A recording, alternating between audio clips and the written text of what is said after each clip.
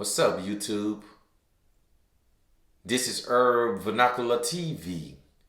If you like the content that I'm producing, please like the video, comment, and subscribe to the channel. Today, I would like to have a discussion about Ethiopia. Ethiopia, the lenses is on Ethiopia because there has been a protracted conflict that has been going on for the last 13 months in Ethiopia.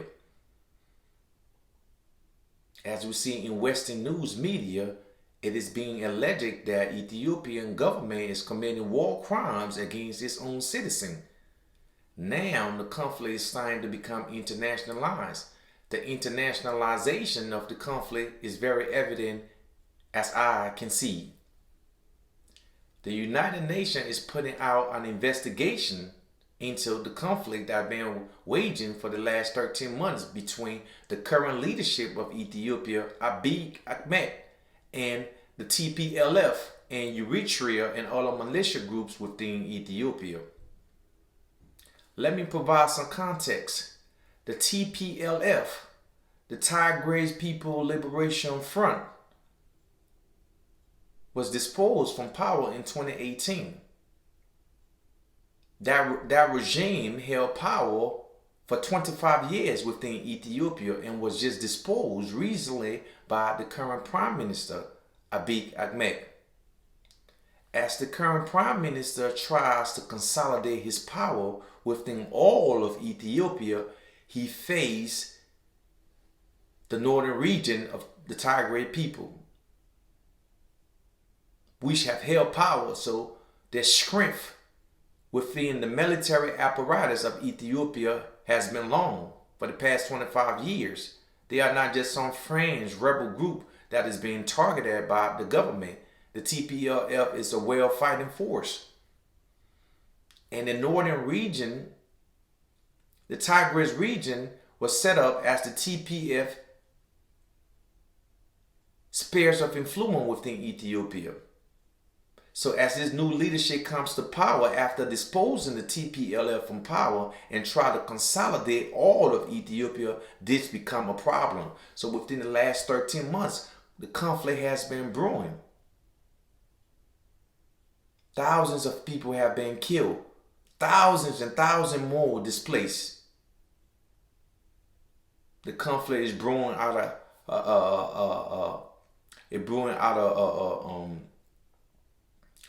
of control.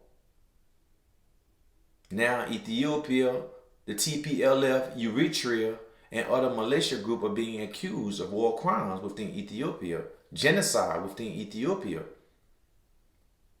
The internationalization of the conflict is what scares me, because as we see with the USAID, the United States International Development, on a Samantha Power, we know this name very familiar. Now, Samantha Power out of USAID is calling, when it comes to Ethiopia, all options are on the table.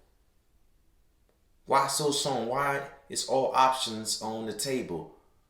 The Europeans are calling for all options on the table when it comes to Ethiopia.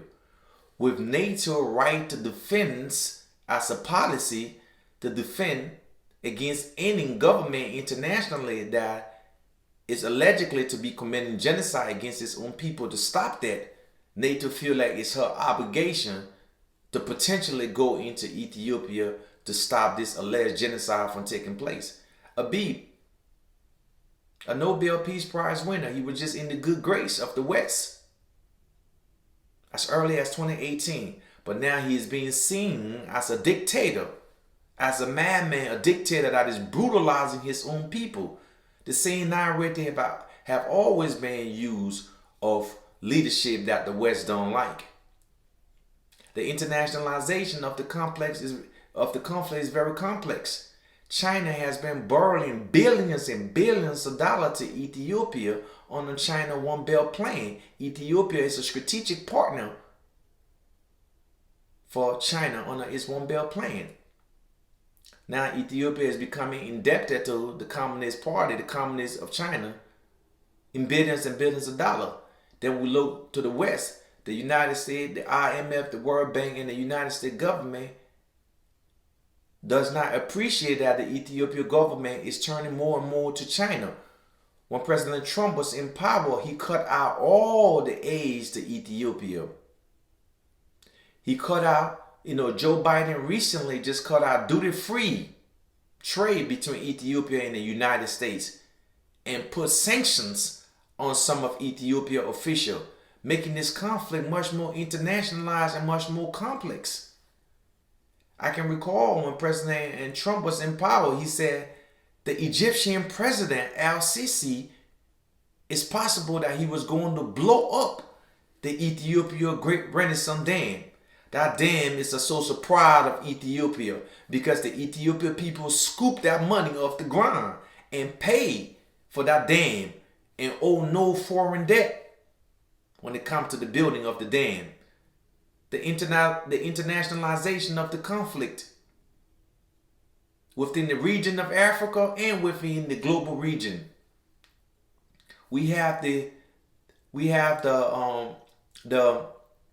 complexity in relation between Ethiopia, Egypt, and Sudan.